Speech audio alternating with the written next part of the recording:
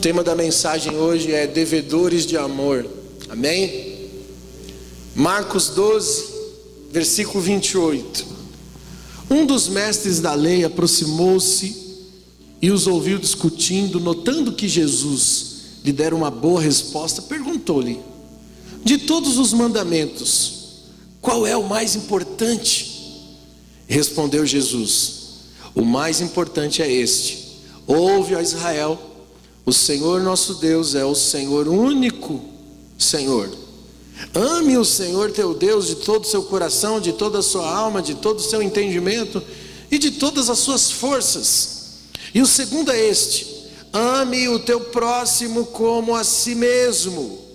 Não existe mandamento maior que estes. Muito bem, mestre, disse o homem.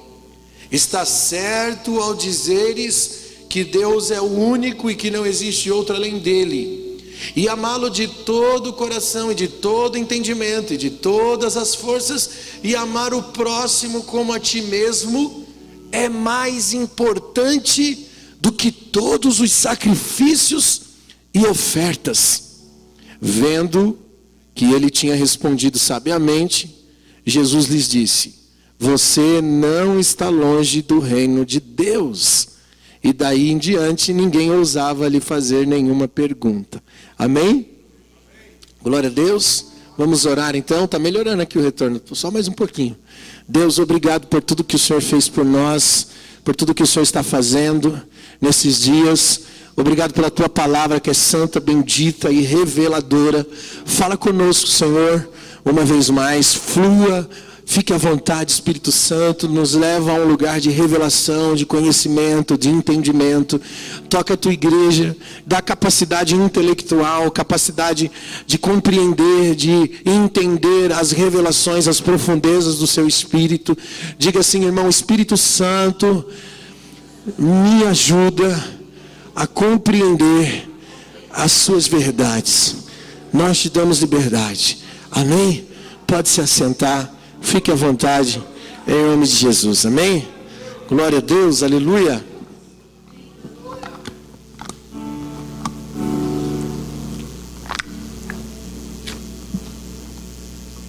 Glória a Deus. Nós estamos na nossa série falando sobre o verdadeiro amor. Hoje é o terceiro dia da série. Quem não participou dos outros dias, você pode assistir no canal do YouTube. A primeira mensagem, Indivisível Amor. E tem a segunda mensagem, A Corrida contra o Não Amor. E hoje eu quero falar sobre a nossa dívida de amor. Perceba o seguinte: nós estamos em volta desse versículo que é o primeiro e o segundo mandamento, o qual se resume toda a lei. Jesus disse que esses dois mandamentos dependem de toda a lei e os profetas: amar a Deus de todo o coração, com entendimento, com força. O segundo, semelhante ao primeiro: amarás o teu próximo como a ti mesmo. Desses dois mandamentos depende toda a lei e os profetas. O cumprimento dessas duas ordenanças faz com que nós cumpramos a lei. Jesus não veio revogar a lei, Jesus veio cumprir a lei. A lei não foi abolida. Existe uma argumentação que a lei foi abolida. Na verdade, a lei foi compreendida em Jesus Cristo. Porque todas as coisas que aconteceram na antiga aliança eram sombras, mas a verdade, a revelação, a visibilidade, a realidade estava em Cristo. Então Jesus é a realidade das sombras que aconteceram na antiga aliança. Por isso que ele veio para cumprir o mandamento, para cumprir a lei. E ele nos traz um diagnóstico poderoso quando ele diz que os dois primeiros mandamentos dependem de toda a lei. Se a gente for pegar todas as leis, você vai perceber que lá está escrito: não matarás, não furtarás, não darás falso testemunho. Mas tudo isso já está dentro desse pacote de amar a Deus e amar o próximo. Porque se você ama a Deus com coração, com força e entendimento, você vai construir temor dentro de você, respeito. E se você ama o teu próximo como a você mesmo, você obviamente não vai mentir ao próximo, não vai enganar ao próximo, não vai prejudicar ninguém. Então todo o pacote dos mandamentos estão embutido nesses 2 mandamentos. Os 10 mandamentos se definem em relacionamento. Os 4 primeiros mandamentos fala-se do relacionamento do homem com Deus. Os outros 6 mandamentos fala-se do relacionamento do homem para com o homem. Mas os 10 mandamentos se definem em relacionamento. Quando Jesus estabelece esses 2 mandamentos, que é amar a Deus e amar o próximo, fala-se de um relacionamento com Deus, um relacionamento na vertical e um relacionamento com o próximo, um relacionamento na horizontal. Então, se nós estivermos alinhados aqui dentro desse padrão de Deus para nós, nós cumprimos a lei que está estabelecida na ordem do amor. Nós viemos estudando aqui esses domingos sobre o que é o amor. Aprendemos que o amor não é um sentimento, que amor é uma pessoa, que Deus é amor. A Bíblia diz que Deus é amor e quem não ama não conhece a Deus. Então o amor é uma característica de uma personalidade de Deus. Nós aprendemos aqui, lendo Coríntios 13, no versículo 9, que a nossa forma de amar é fragmentada, porque nós vemos o amor em partes. Aprendemos semana passada sobre o não amor. Paulo, para explicar o amor, ele vem explicando o não amor. Ele diz, olha, o amor não é isso, o amor não é inveja, o amor não é rancor, o amor não é ciúmes, o amor não é isso, não é aquilo. Então ele vem descrevendo tudo que não é o amor e que normalmente toma conta do nosso coração, dos nossos sentimentos e emoções, por uma natureza caída da separação do homem e do Criador. O que também aprendemos aqui no primeiro dia, que nós desenvolvemos essa natureza caída por causa da separação. O que faz separação entre vós e o vosso Deus é o pecado. E que o amor, ele une todas as coisas. O amor é indivisível com todas as coisas que Deus criou. Nós falamos no primeiro dia sobre a palavra de Romanos 1, em que Paulo diz que todas as coisas que Deus criou revela a Ele mesmo, a sua natureza divina, a sua essência é revelada em todas as coisas, é compreendida por todas as coisas que Ele fez, e por conta disso o homem se tornou indesculpável, porque conhecendo Deus, não deu glória a Deus, mas antes tornou-se o seu coração e os seus pensamentos insensatos, e passou a viver uma vida de futilidade. Então a vida do homem não reflete a vida de Deus, e por isso o homem, ele se torna indesculpável, e é entregue às paixões, às concupiscências do coração. E aí Paulo descreve lá em Romanos 1, que eles é entregue às paixões carnais, onde as mulheres mudaram o uso natural, os homens mudaram seus relacionamentos, homens se relacionando com homens, cometendo torpeza. E aí ele fala de uma série de comportamentos de mentira, inveja, ciúme, maldade, tudo que vem imperando o coração do homem, porque é dominado de uma natureza caída, de uma separação do homem e do Criador. Quando o homem se separa do Criador, ele vai vivenciar o não amor. E ele vai alimentar o não amor. Quando nós nos convertemos a Cristo, mesmo quando nós provamos do amor de Deus, nós temos uma guerra, uma batalha, uma construção nas nossas vidas. Que construção? A construção do amor. O que é santificação? Santificação é exatamente a construção do amor. Santidade está ligada a comportamento, a forma como nós vivemos. Por isso que lá em Apocalipse diz que as vestes da noiva, os linhos finos da noiva, são os seus atos de justiça. A roupa de santidade da igreja são os atos de justiça. É o formato de viver, o formato de comportamento, e isso é definido pelo amor. Então, quando alcançamos o amor na essência original do amor, o amor que é Deus, então nós estamos sendo santificados e estamos vivendo para a glória de Deus. Vamos cumprir um propósito. O amor, ele une todas as coisas. E quando eu entendo isso, eu não vivo mais uma vida individual. A separação do homem e do Criador levou o homem a viver uma vida individual, a pensar em si, a querer ter, ser e saber, separado de Deus. Uma vida ao seu dispor, a um propósito individual. E isso é o que tem tomado conta do coração da humanidade. Cada dia que passa, a humanidade vai ficando pior. Perceba o seguinte: Jesus, quando traz essa palavra, aquele escriba que pergunta para Jesus qual é o maior mandamento, certamente o escriba estava testando Jesus. E Jesus responde: amar a Deus com coração, força e entendimento, e amar o próximo como a ti mesmo. A resposta do escriba a resposta de Jesus chama a atenção do escriba. Aliás, a resposta do escriba chama a atenção de Jesus, porque o escriba diz o seguinte para Jesus: mestre, muito bem, bem verdade que o Senhor disse que o Senhor é o único Deus e que devemos amá-lo com todo o coração, força e entendimento, e amar o próximo como a nós mesmos.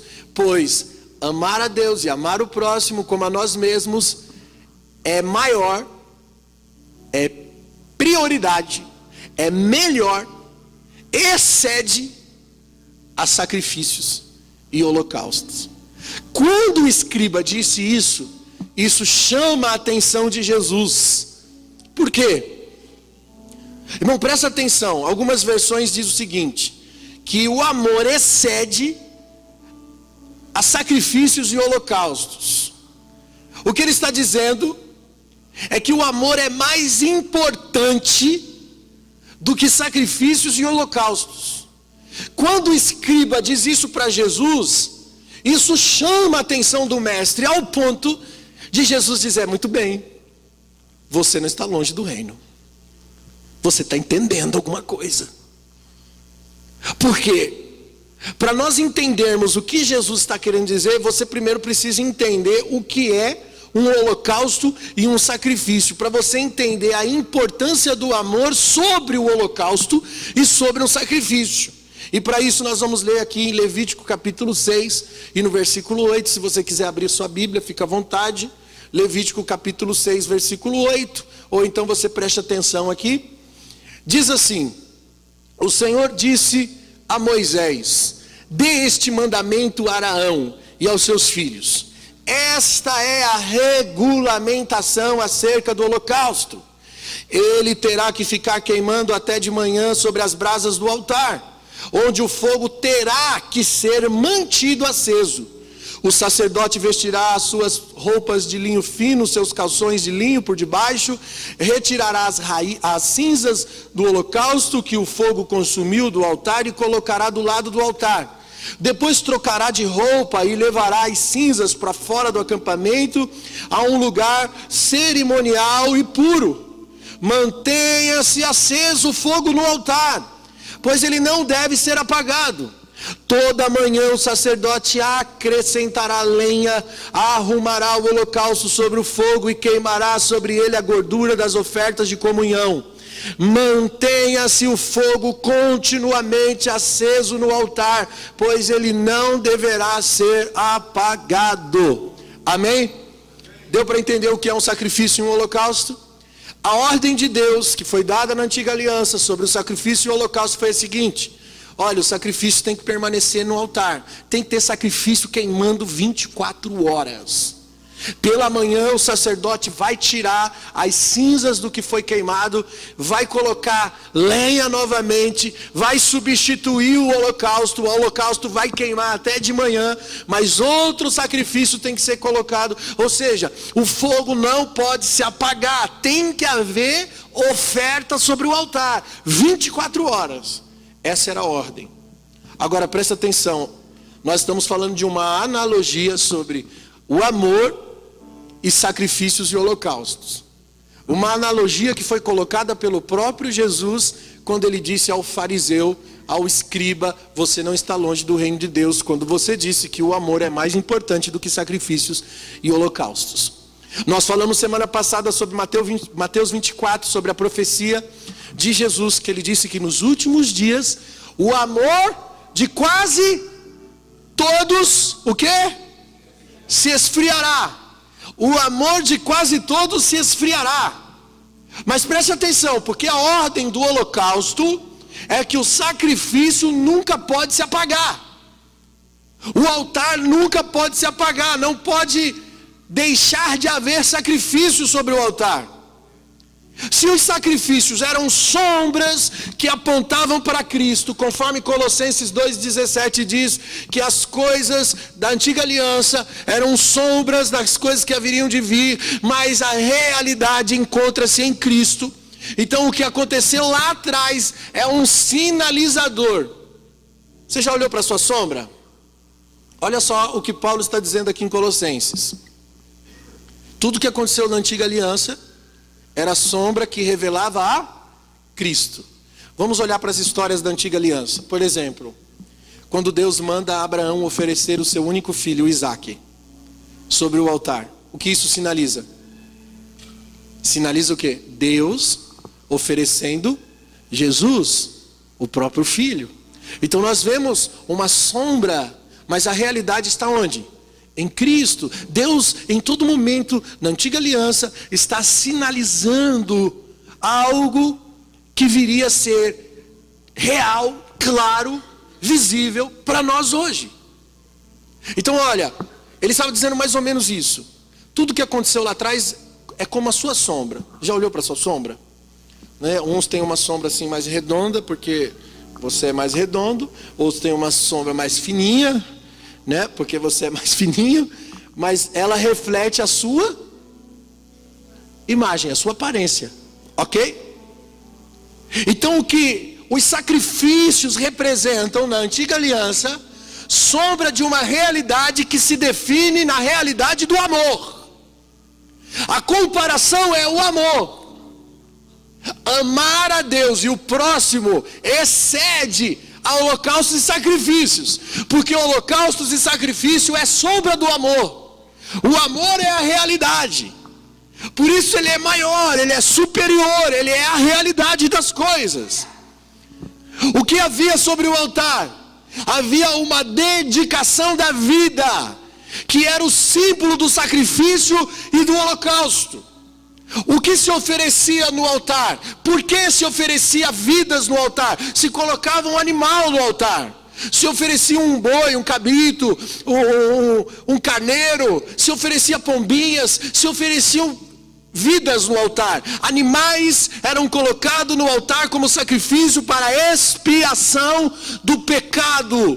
Por isso que lá em Hebreus diz que os homens ofereciam sacrifícios que não poderiam tirar o pecado, mas este Jesus, oferecendo-se uma única vez em sacrifício, pôde tirar o pecado de toda a humanidade, porque os sacrifícios e o holocausto da antiga aliança eram um símbolo de uma realidade que se cumpriu em Cristo. O holocausto e o sacrifício representam a dedicação da vida, mas para o altar continuar aceso significa que tem que ter sacrifício e holocausto. A gente gosta de falar assim, manda fogo, né? Vamos falar o crentez pentecostal. Manda fogo no altar. A pergunta é, tem holocausto para ser queimado? Tem doação? Tem entrega? Porque tem que ter dedicação da vida. A única forma de permitir com que o fogo não se apague do altar está em ter sacrifícios e holocaustos no altar.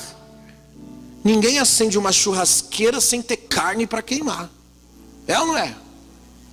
Ou você já fez isso na sua casa? Vou fazer um churrasco sem churrasco. Vou acender a churrasqueira. O que acontece? Se não tem carne para queimar, o fogo apaga. O fogo do altar só serve se houver sacrifício para ser queimado. Sem sacrifício não tem holocausto. Sem holocausto, Deus não sente o cheiro da doação. Deus não sente o cheiro da dedicação da vida. Então isso sugere o quê? Sugere que eu tenho que ter um altar pessoal e que eu tenho que ter também um altar coletivo. Um altar sacerdotal. O altar pessoal é amar a Deus, e o meu altar, o meu serviço sacerdotal, amar o próximo. O altar é o meu relacionamento com Deus. O serviço sacerdotal é o meu relacionamento com o outro. O que queima sobre esse altar é para perdoar, é para purificar o outro. Então perceba, altar pessoal, amar a Deus. Serviço sacerdotal, amar o próximo. É o cumprimento da lei, é o sinalizador, é a sombra que está aqui agora, a realidade, o cumprimento em Cristo, o propósito desses dois mandamentos que revelam o amor de Deus. O amor que se define em amar a Deus e amar o próximo, que une todas as coisas.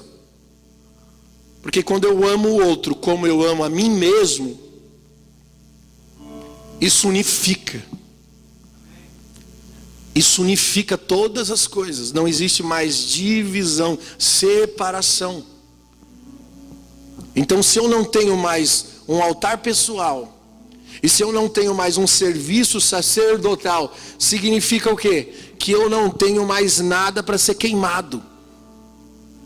Então, sem dedicação da vida, sem doação, o que acontece quando você não tem mais sacrifício, quando você não tem mais dedicação da vida, quando você não tem mais doação? O que acontece? O amor esfria. Cumpre Mateus 24, nos últimos dias o amor se esfriará. Esse fogo do altar é o amor. Só que ele só mantém aceso se tem dedicação da vida. Então, se você perdeu o hábito de dar, de servir, de abraçar, de estar junto, de dar tempo, de dar preferência ao outro, de dar lugar ao outro, o que acontece? O amor esfria. Ele não acaba, mas ele esfria para você. O amor não acaba porque o amor é uma pessoa. O amor é Deus, ele não pode acabar. Mas você se envolveu com tudo que não é o amor, e aí você tem uma impressão que o amor acabou. Porque o não amor, falamos aqui semana passada, o não amor é o quê? É pensar em si mesmo. Isso é o não amor. E aí quando você pensa em si mesmo, você vai apagando. Você fica sem altar. Você fica sem altar e sem serviço sacerdotal. Serviço sacerdotal é o quê? É a dedicação pelo outro. Isso é serviço sacerdotal. Qual que é a ordem do sacerdote quando foi constituído o sacerdócio? Na antiga aliança o sacerdócio era a tribo de Levita, a tribo de Levi. E a ordenança para os sacerdotes levíticos era o seguinte: vocês não têm herança, eles não podiam ter bens, eles não podiam ter gados, eles não podiam ter fazenda, eles não podiam ter nada, porque a herança deles era o Senhor, a vida deles era uma dedicação, era uma entrega, sempre uma entrega pela nação, pelo povo, uma vida rendida. Agora isso também é sombra, porque em Cristo se cumpre, quando Ele dá a vida por nós na cruz. A Bíblia diz, o apóstolo Pedro escreveu dizendo: vós sois nação eleita, sacerdócio santo, adquirido por um preço de sangue, foi adquirido pelo preço da cruz. Para quê? Para que anuncieis a grandeza daquele que te chamou das trevas para a sua maravilhosa luz. Aleluia! Nós somos a tribo sacerdotal, a igreja é a tribo sacerdotal. E o que isso significa? Significa que a minha vida tem que ser uma dedicação. Por isso que Paulo escreve em Romanos 12 dizendo: rogo pela compaixão de Deus que vocês ofereçam a vida de vocês como sacrifício vivo, santo e agradável, e que este seja o culto racional de vocês, uma vida dedicada. Mas a pergunta é: quem nesses últimos dias de esfriamento do amor, porque nós estamos vivendo isso, quem nesses últimos dias vai continuar queimando, aceso, quente? Qual que é a resposta? Quem continuar se dando todos os dias vai manter esse fogo aceso. O amor só vai ser amor se você estiver dedicando a sua vida por algo ou por alguém. Do contrário, não é amor. Isso nos une. Isso nos une com aquilo que é maior do que nós, trazendo propósito, trazendo sentido para a nossa existência. Não tem sentido a nossa existência se não for o amor. A vida foi feita para ser compartilhada, para ser vivida ao lado de outro. Não existe individualidade em nada que Deus criou. Lembra da primeira ministração? Tudo que Deus fez depende de uma outra coisa que Deus fez. O que isso representa? Representa o amor. A representativa do amor é a unidade de todas as coisas. Por isso que Deus se revela dentro de uma unidade trina. Ele é Pai, Ele é Filho e Ele é Espírito Santo. Ele já se revela dentro de uma unidade coletiva, porque o amor não pode ser amor sozinho. É isso que Paulo diz, quando ele diz em 1 Coríntios 13:2, ele diz: se não tiver amor, é tudo em vão. Se não tiver amor, eu não sou nada. Ainda que eu tivesse o dom de profecia, ainda que eu conhecesse os mistérios, ainda que eu conhecesse toda a ciência, que eu tivesse uma fé para transportar os montes daqui para colar, se eu não tivesse amor, eu nada seria. Se eu não seria nada, eu não seria ninguém. Logo, tudo seria em vão. Já pensou você viver a sua vida e não ser simplesmente nada? 1.0 em toda a existência.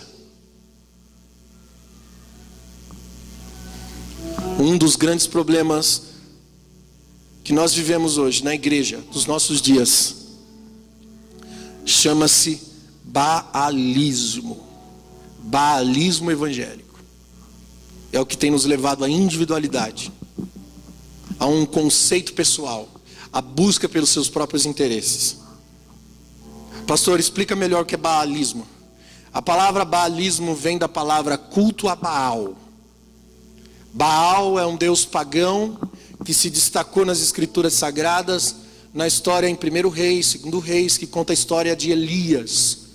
Elias, um grande profeta de Deus da nação de Israel, e essa nação estava vivendo um tempo de caos espiritual, debaixo do governo, do reinado de Acabe e Jezabel, que introduziu cultos a Baal, onde influenciou essa nação, e a luta de Elias era contra este Baal, contra este culto a Baal, contra uma nação que se corrompeu, que se rendeu a Baal.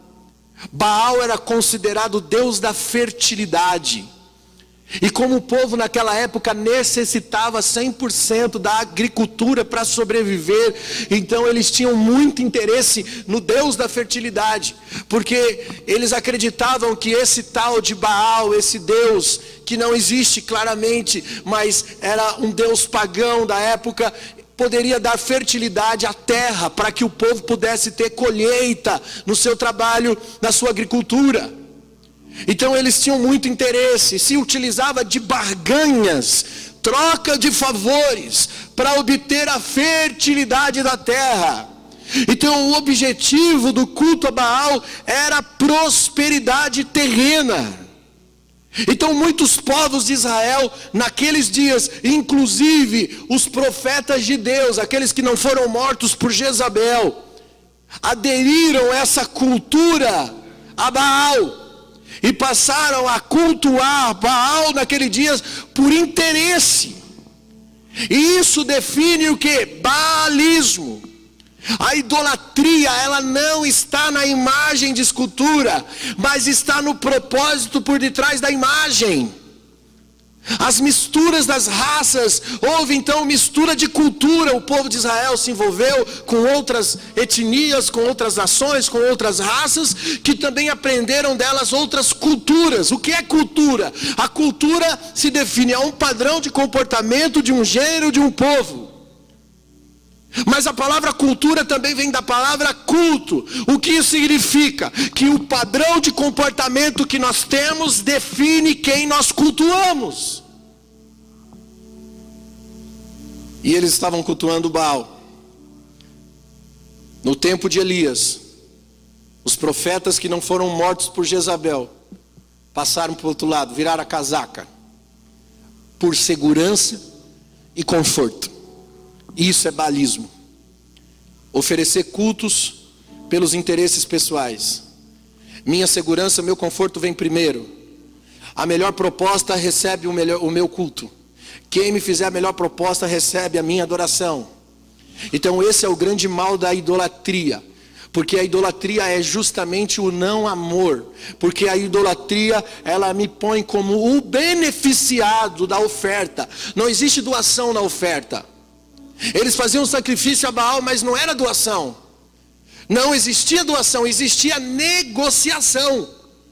É quando você dá uma oferta em troca de alguma coisa. Isso não é doação. Isso não é sacrifício, isso não é holocausto. Isso é negociação. O que eles faziam? Definia a idolatria. Por isso, o baalismo tem tomado conta da igreja evangélica. E a igreja evangélica nos nossos dias tem se tornado uma das maiores entidades idólatras. Irmãos, o amor só é amor com doação. Amor, quando só é amor próprio, extermina o amor. Amor próprio se torna egoísmo. E egoísmo é a oposição da realidade do amor. E isso é baalismo. Um culto em troca de favores. Eu estou interessado em mim mesmo. Eu sou o beneficiado. Por isso que Paulo também diz lá em Romanos, dizendo: ei, vocês são inimigos da cruz de Cristo, porque fizeram do seu ventre o seu Deus. Vocês só buscam as coisas terrenas. Você está entendendo, irmãos? A igreja não foi chamada para se reunir por coisas terrenas. Eu vou na igreja porque se eu for na igreja Deus vai me dar algo. Isso é baalismo. Eu vou fazer uma campanha para Deus me dar uma porta de emprego. Isso é baalismo, isso é idolatria, isso é cultura pagã. E o pior é que a gente nasceu na igreja. Eu fui criado na igreja. E eu vi a minha vida inteira isso. Irmão subir no monte para fazer campanha, para Deus abrir porta de emprego, para dar bênção, para receber cura, para receber milagre. A vida inteira a gente ouviu na igreja: olha, faz uma oferta, coloca dentro do envelope, traz aqui que Deus vai te dar um milagre. Está entendendo? Às vezes as pessoas não conseguem compreender por que a gente tem um prédio desse tamanho, tem tanta gente, e diz assim: não é possível que vocês não conseguem pagar o aluguel. Não é possível que vocês tenham dificuldades. Porque, irmãos, a verdade é a seguinte, que é muito mais fácil nós conseguimos levantar a oferta que se nós utilizássemos da cultura do baalismo, nós conseguiríamos o dobro do valor que entra de oferta. Porque nós ainda estamos encharcados do não amor. E se eu uso a estratégia do não amor, interesse pessoal, quer uma vitória, irmão? Tem que ter um ato profético. E esse ato profético é um valor que vai simbolizar a sua semeadura que vai vir em colheita. Qual que é a colheita? A cura da enfermidade, a porta de emprego, algo que você está precisando muito. O que você está precisando? Deus vai te dar. Aí rapidinho você bota a mão no bolso e diz: isso não é doação, isso é negociação. É negociação. E aí a gente não quer ir pelo caminho do baalismo. Só que nós encontramos uma igreja que mesmo que não está ouvindo uma palavra de idolatria, de manipulação, mas ainda está num mundo. E nós somos contaminados por todo tipo, toda sorte de influência lá fora, que mina o nosso coração. E na hora da oferta, na hora da doação, a gente retém. Porque ninguém quer fazer nada por amor. Porque não conhece o amor. Não tem intimidade com o amor. Não tem referência no amor. Por isso a nossa vida é toda bagunçada. Porque você não sabe amar. E tudo que você faz é fragmentado. Quando não existe unidade coletiva, tudo que você faz é bagunçado. Por isso o casamento não dá certo, os relacionamentos não dão certo, a família não dá certo. Você vive tretado com todo mundo, com todos, fica mudando de igreja, mudando de amizade, toda hora você está, sabe, passando por um ambiente diferente. Em nenhum lugar você consegue dar certo. Já percebeu isso? Será se são as pessoas que são o problema? Será se não é você o problema? Porque nós estamos sempre procurando em tudo ser beneficiado. E quando você procura o benefício em tudo que você faz, você se resume a uma coisa chamada egoísmo. E o egoísmo te isola, te separa do outro, não constrói nada.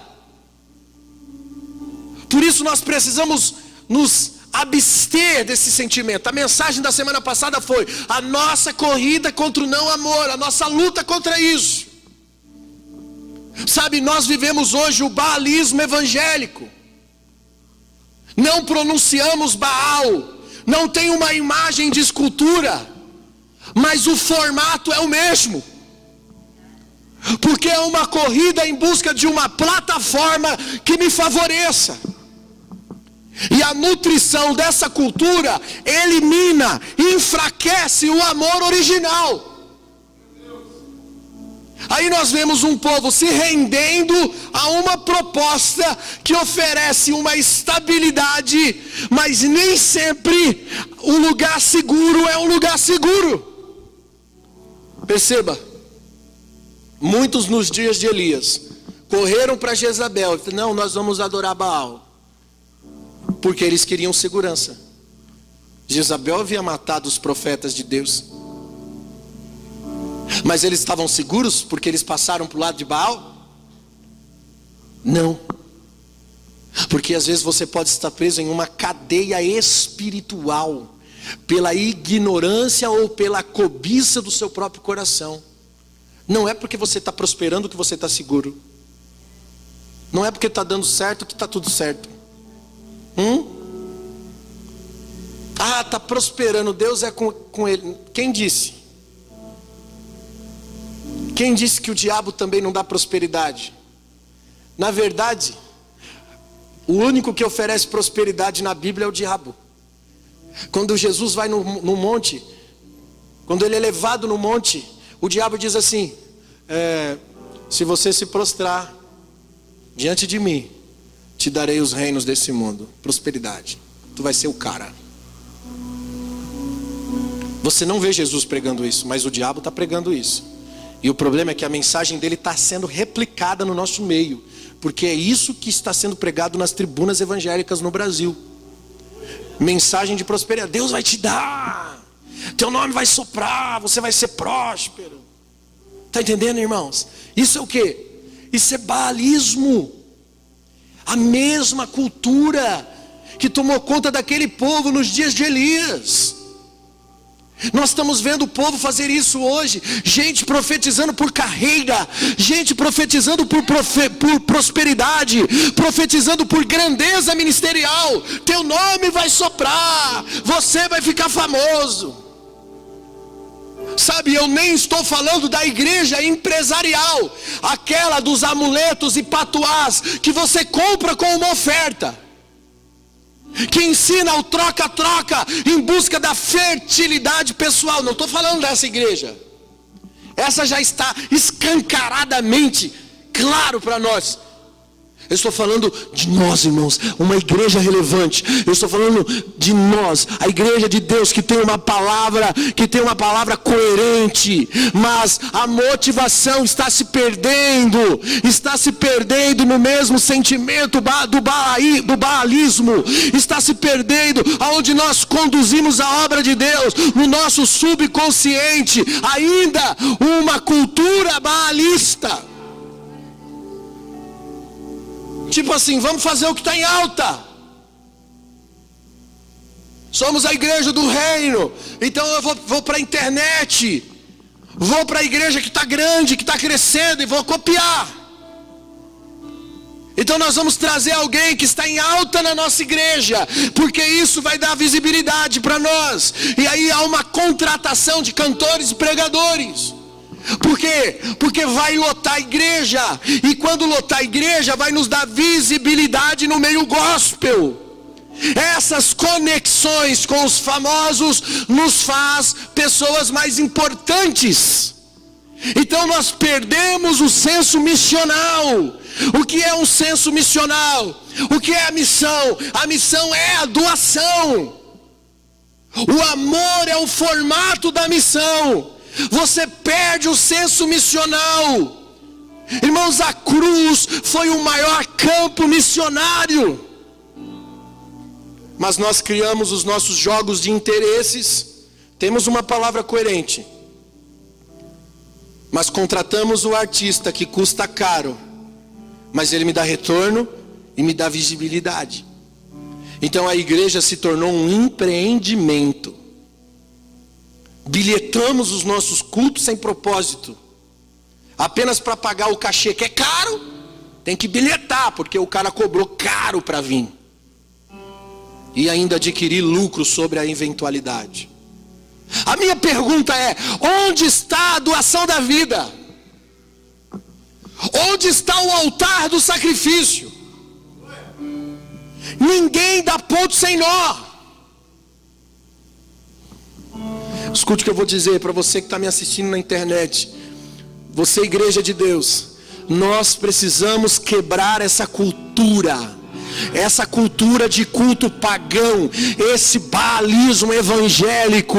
Nós temos a cerimônia, temos todo um rasgar, mas não tem fogo, porque não tem holocausto, não tem dedicação da vida, não tem doação, não tem entrega.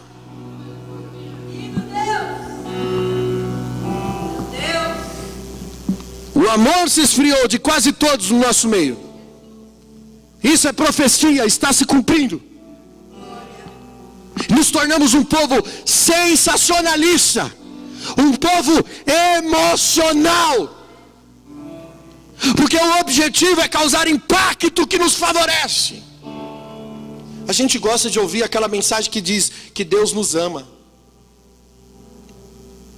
que nós somos importantes. Você é importante demais.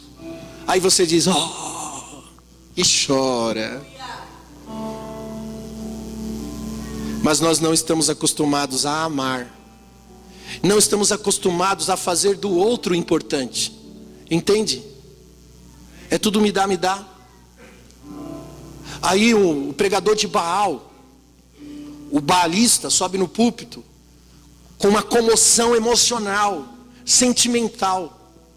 Faz você chorar, dizendo as coisas que você quer ouvir. Ah, você é importante. Pastor, mas a gente não é importante? Não. Quem falou?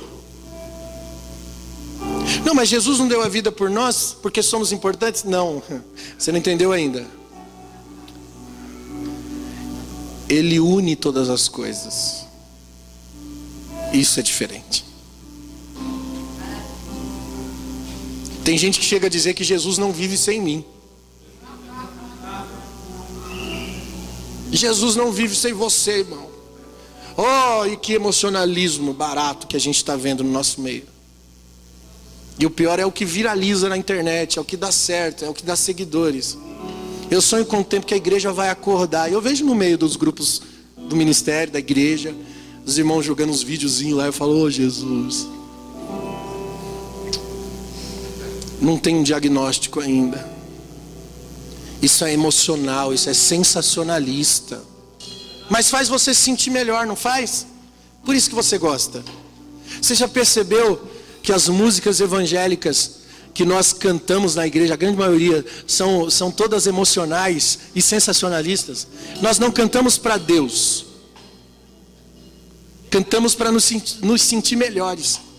Aí nós cantamos o quê? Cantamos as nossas dores, cantamos as nossas vitórias. Pode perceber, o centro da maioria das canções evangélicas hoje não está ligado a uma entrega, a uma doação, a um sacrifício. Né? Outro dia eu vi uma frase na internet que os irmãos falaram sobre adoração workshop, que você escreve uma frase e fica repetindo. Às vezes é melhor ficar repetindo a mesma frase, dizendo que ele é santo, santo, santo, santo. E eu vejo que a adoração dos anjos era muito workshop, porque eles diziam santo, santo, santo, santo, toda a terra está cheia da sua glória. Não precisa de muita letra, irmão, precisa de doação. Quando tem muita letra, pode perceber, fala de você, não fala dele.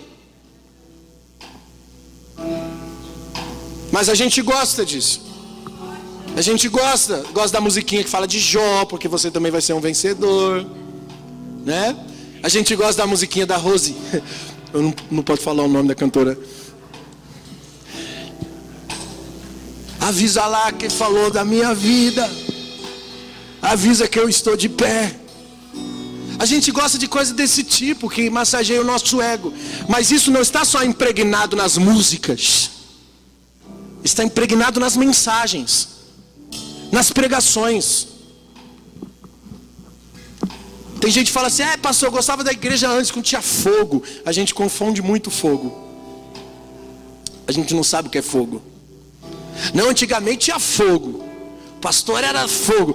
Eu era mais emocional. Eu nasci no berço e falei: irmão, fui criado no meio dos peteca. E eu era emocional. Aprendi assim. Então a gente era assim: porque Deus vai derramar sobre você vitória.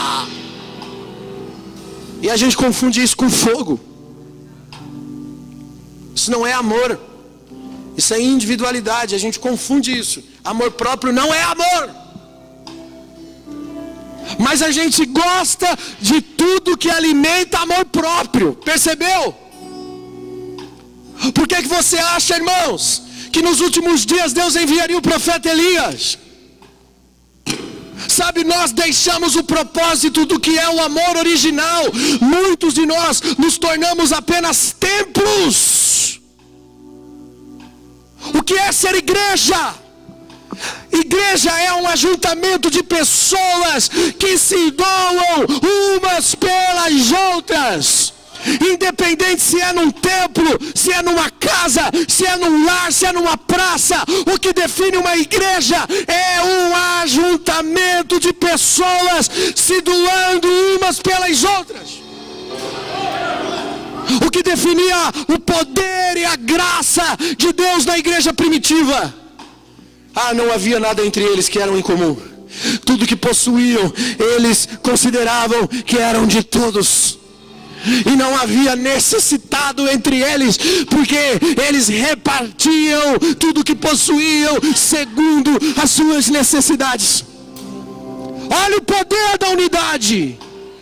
O que une, o que reflete o amor, o que representa o amor. Aleluia! Isso é ser igreja. Aí Malaquias 4:5 vem com uma profecia dizendo: nos últimos dias eu enviarei o profeta Elias, que converterá o coração dos pais aos filhos e dos filhos aos pais. Unidade, unificar, trazer de volta a unidade indivisível. O que está dividido será unido. E olha que interessante, a palavra foi direcionada à vinda de Elias. Preste atenção. O cenário que nós estamos vivendo hoje, o baalismo evangélico, nós estamos vivendo o mesmo cenário que Elias viveu nos seus dias. A profecia se encaixa. Olha a sombra profética, olha a realidade se cumprindo agora. Por que Deus envia Elias? Porque Elias é o cara que entra no cenário com a seguinte mensagem. Elias entrou no cenário e disse: até quando? Até quando vocês vão cochear entre dois pensamentos? Até quando? Até quando, Baal ou o Senhor dos exércitos? Porque aquele povo estava dividido. Eles conheciam o Senhor, mas eles estavam vendidos sobre a proposta de Baal. Baalismo. Essa é a mensagem para a igreja hoje. Até quando vocês vão ficar divididos entre dois pensamentos? Ei, você quer Deus de verdade ou você só quer uma solução para o teu problema? Você veio aqui buscar pão ou buscar semente? Você veio aqui buscar o Senhor dos Exércitos ou você veio aqui buscar uma bênção para você? Até quando vocês vão ficar cocheando entre dois pensamentos? Quem são os Elias da última hora? São os profetas que enxergam esse baalismo no nosso meio. Porque quando nós estamos divididos entre pensamentos, o altar é comprometido. O altar não tem mais fogo. Sem fogo, o que acontece? O amor esfria. Aí Elias, ele vem para reparar o altar, porque o povo estava dividido. E tem dois altares. Ele repara o altar coletivo e ele repara um altar pessoal. Porque quando você fica dividido entre dois pensamentos, você fica dividido no altar pessoal e você fica dividido no altar coletivo. O seu serviço sacerdotal, o que você faz ao outro.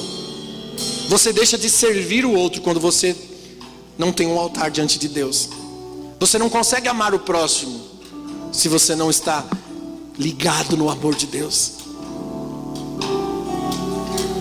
Quando estamos divididos, o altar é comprometido. E o que Elias faz?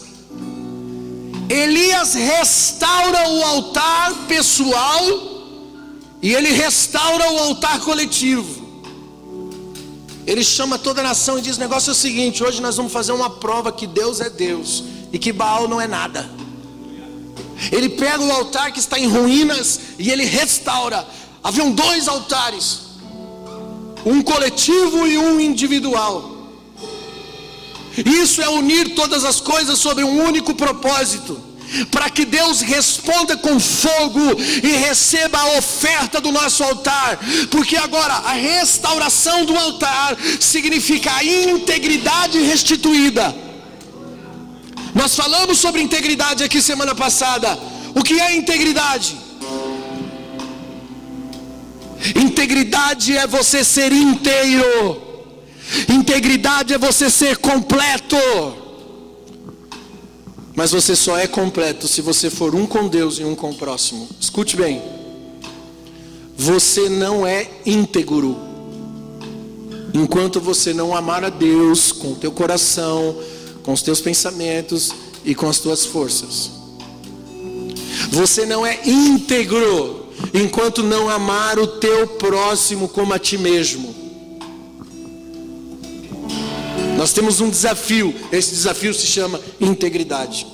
Integridade a ser alcançada. Se nós não temos integridade, somos fatiados, fragmentados no nosso formato de viver. Eu vou explicar para você o que é ser inteiro. É você parar de cobrar das pessoas, porque você sabe que você é completo e não tem falta de nada, como diz lá em Tiago 1,4. Quem é completo para de cobrar dos outros. Se eu me sinto feliz, completo, eu não tenho necessidade de ficar exigindo e nem cobrando de ninguém. Então, no lugar de você cobrar, você dá.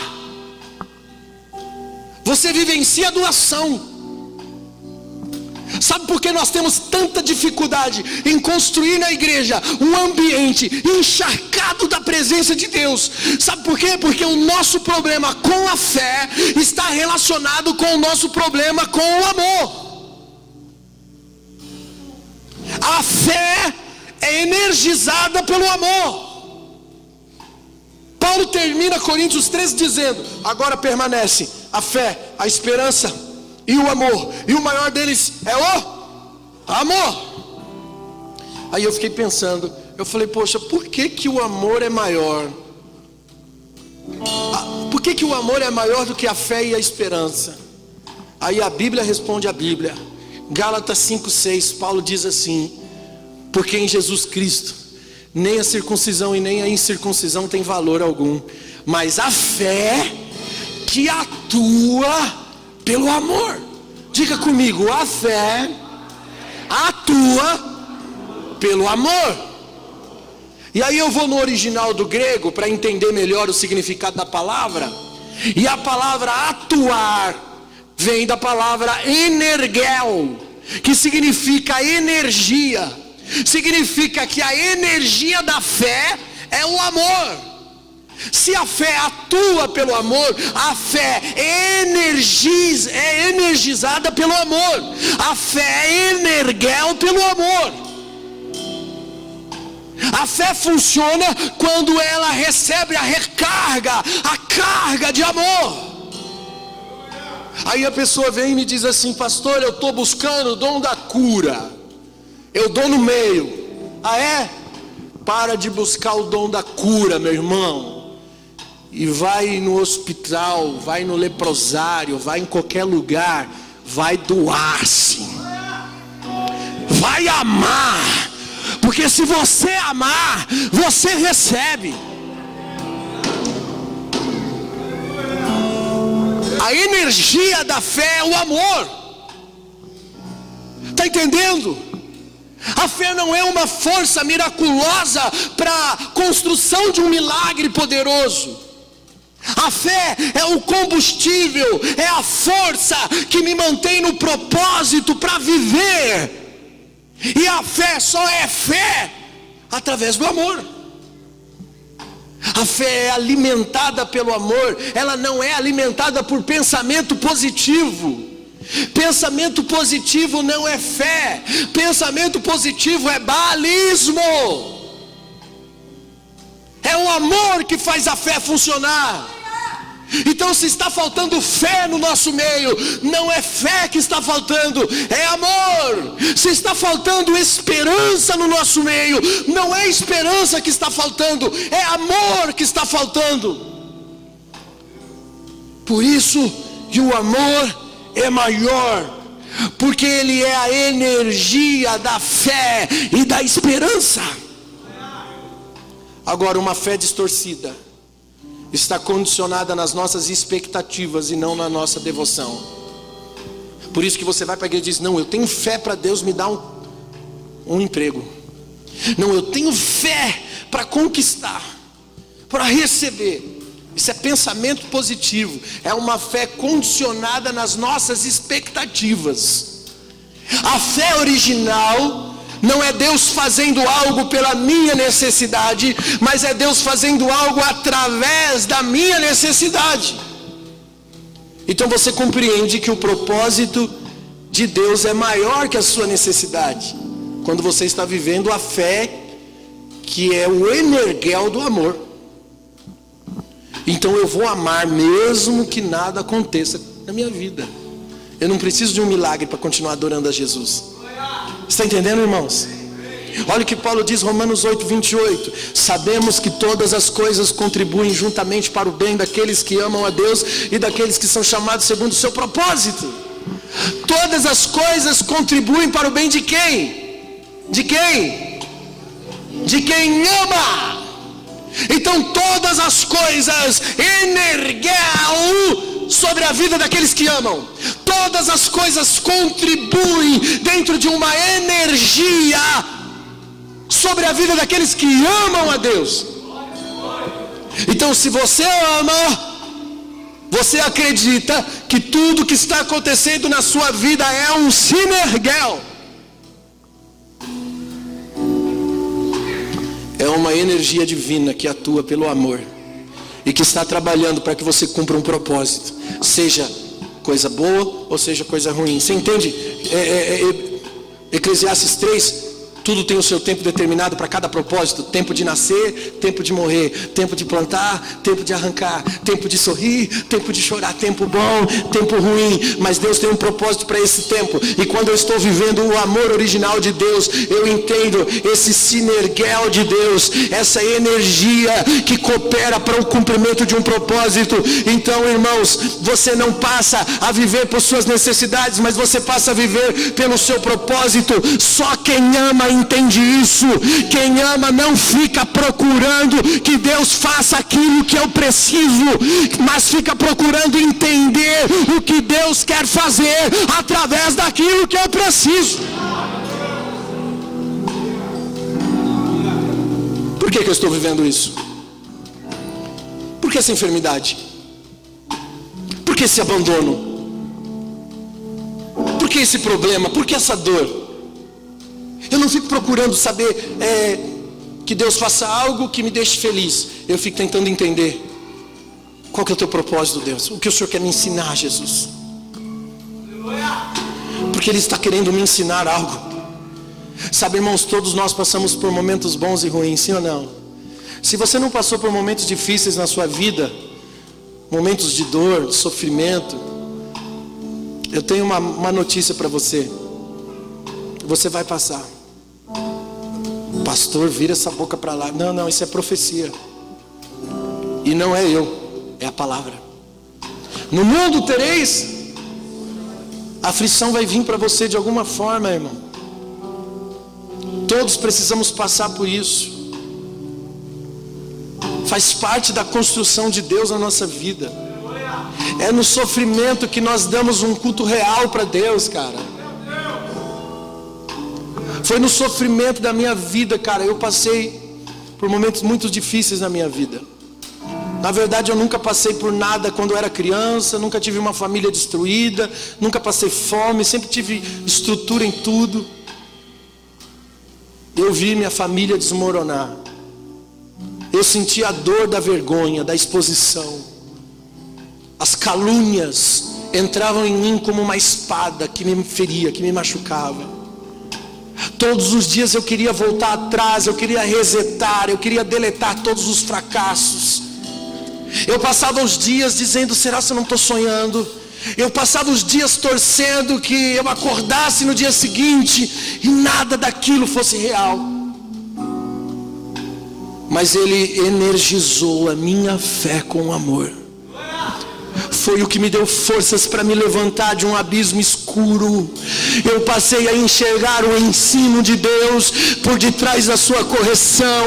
Então, nesse momento eu parei de me importar comigo. Não era mais a minha vergonha, não era mais a exposição do meu problema que me feria, não era mais as calúnias que me feriam. Eu não pensei mais no meu nome, eu não pensei mais no meu ministério, mas agora eu passei a pensar na minha relação de amor com Jesus, porque tudo que eu queria era ser íntegro, eu queria ser inteiro para Ele. Novamente eu vi quando eu estava vivendo dentro dessa cultura do baalismo, eu me arrependi, me levantei de um abismo para viver perdão, para pedir perdão. Eu vivi essa palavra, meu irmão. Eu perdoei as pessoas que me julgaram. Eu pedi perdão para as pessoas que eu feri. Eu pude recomeçar livre do meu eu.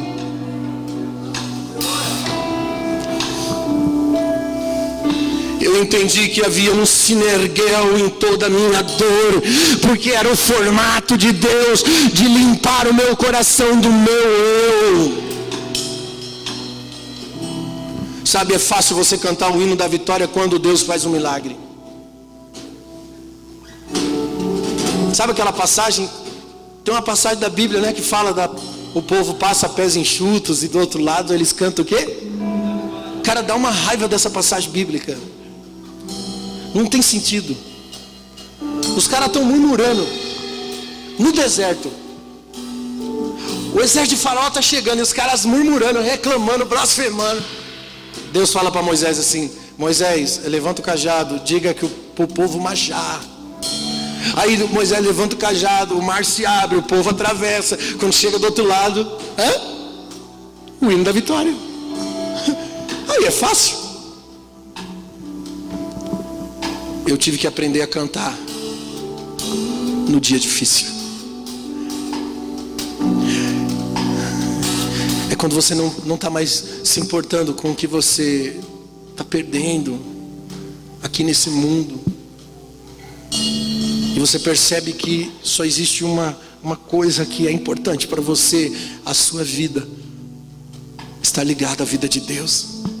Sabe o que Davi disse? Senhor, tira tudo de mim, por favor, mas não tira de mim o teu espírito. Eu não posso viver separado de você. E isso é adoração. Nós precisamos cantar mesmo quando tudo está difícil.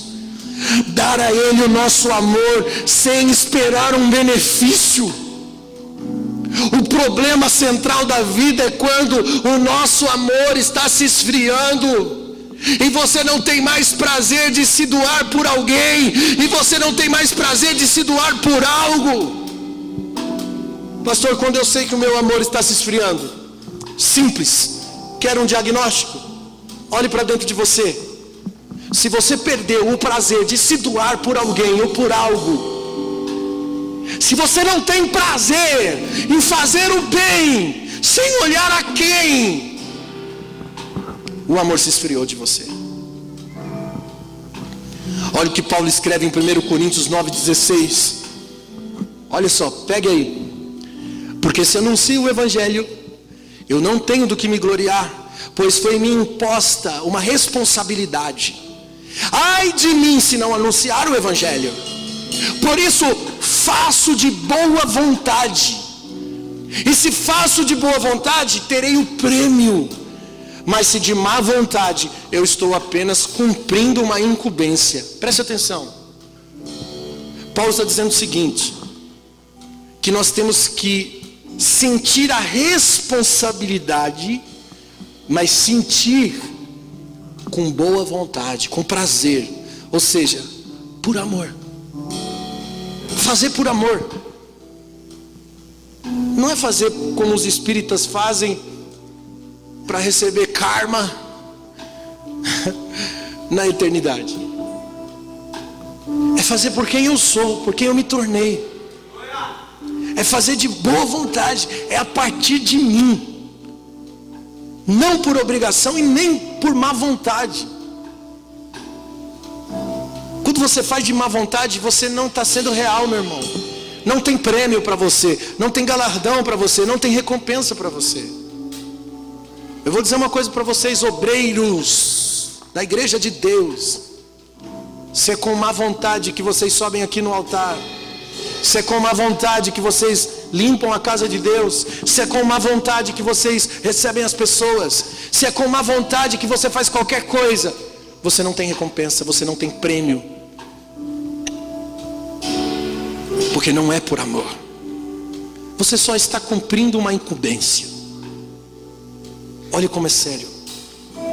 Romanos 13:8, Paulo diz: não devam nada a ninguém, a não ser o amor de uns para com os outros, porque aquele que ama o seu próximo cumpriu a lei. Não devais nada a ninguém. Quem já deveu aqui, irmão? Quando eu faço essa pergunta, só alguns levantam a mão. Só os sinceros levantam as mãos. Pode levantar, gente. Quem aqui já deveu? Pode levantar, levanta o pé junto. É pecado dever? É pecado dever? Não, pecado é dever e não pagar. Não é verdade? É não pagar que é o pecado. Então eu vou tentar mostrar para você o que Paulo estava tentando dizer aqui em Romanos 13. Porque era assim que ele se sentia. Imagina você no shopping ou no supermercado, e de repente aquela pessoa a quem você deve está vindo na sua frente. O que você faz? Não dá para se esconder. Esquece essa hipótese. Como você se sente? Chato, né? Você vai cumprimentar ele assim. Tudo bem? Risadinha sem graça. Eu não esqueci não, viu? Não, depois da risadinha sem graça vem essa frase: eu não esqueci não, viu? Cara de pau. Não é constrangedor? Paulo estava dizendo que era assim que ele se sentia quando ele olhava para as pessoas à sua volta. Imagine se nós nos sentíssemos assim como quem deve. Você olha aquele cara no chão e diz: ai, eu devo um cobertor para ele. Ah, eu devo uma cesta básica para aquela família. Ah, eu devo amor para aquela família. Ah, eu devo perdão para aquele ali. Ah, eu devo amor para cada um que você olhar. Eu sou devedor de amor. Eu sou devedor de amor. Se esse constrangimento tomasse conta do nosso coração, como seria diferente?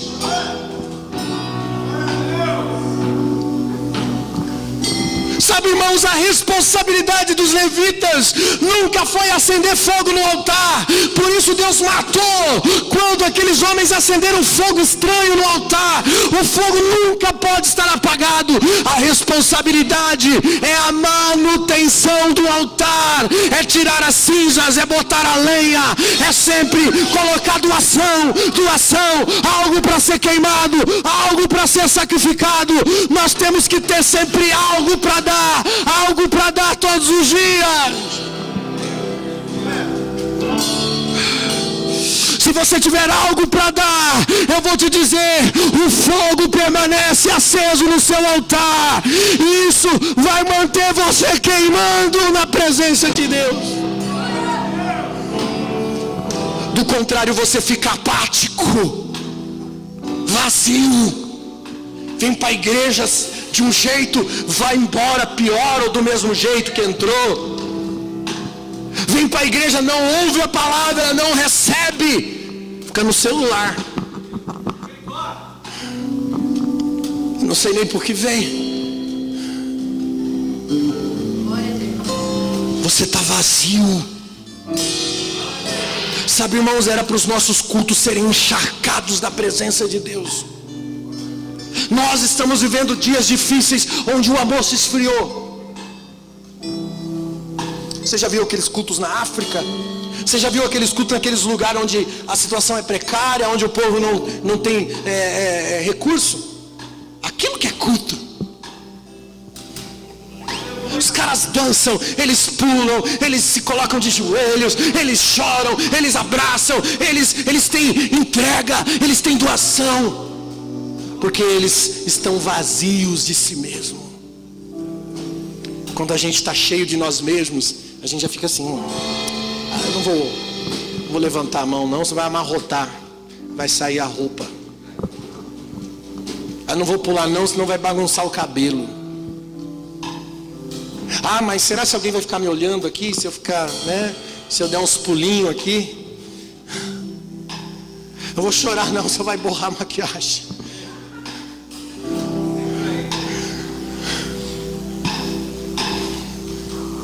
A gente está tão encharcado do nosso eu, gente. A gente não consegue adorar porque está preocupado com o vizinho, o irmão do lado que vai pensar de mim. Cara, quando você está no altar, quando você entende o que é doação, o que é entrega da vida, parece que tudo se fecha, é uma cortina que se fecha de tudo. E você só consegue enxergar o Rei da Glória. Você só consegue enxergar Ele vindo, marchando, entrando pelos portais eternos da sua vida. Ah, quem é que está entrando? É o Rei da Glória, o Senhor poderoso, forte na batalha. Ah, e você se rende, se entrega, você adora.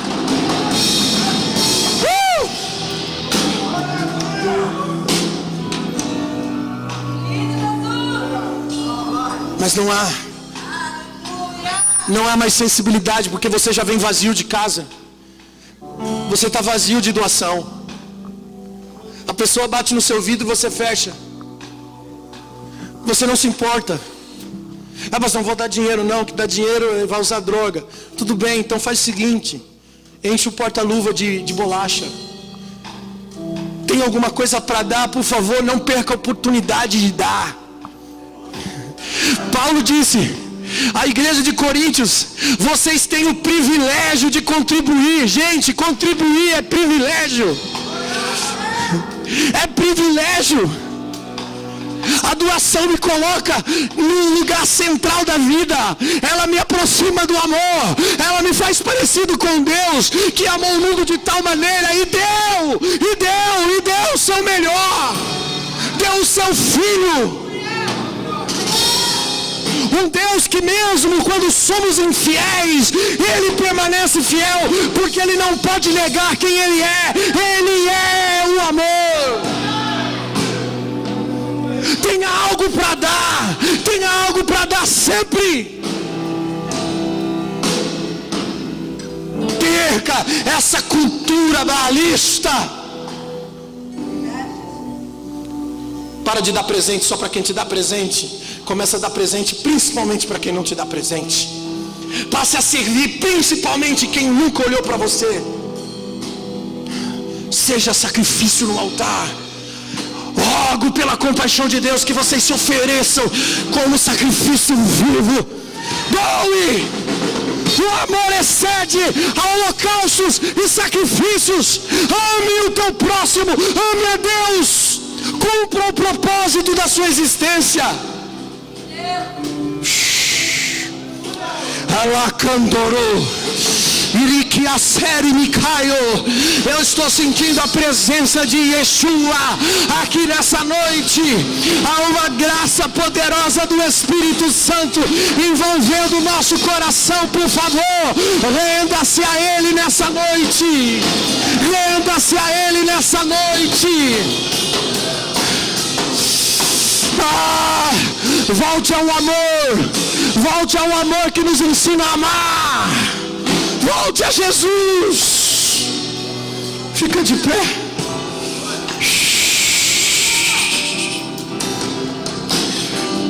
Olhe para dentro do seu coração. Faça uma análise. Quais são seus sonhos? Deixa eu te fazer uma pergunta. Responda para si mesmo. Quais são seus sonhos? Quais são os seus objetivos? Pensou? Se isso envolve apenas você, você está frio de amor. Se os seus sonhos, se os seus objetivos não está ligado na doação da vida, se não tem outro a quem se doar nesse sonho, nesse objetivo, cara, você está longe de Deus. Volta para Ele hoje. Reveja os valores. Volta para Jesus hoje. Volta ao amor que ensina a amar. Volta ao amor que elimina o amor próprio. Estabelece o amor de doação, o amor de entrega, o amor que faz você um com Ele.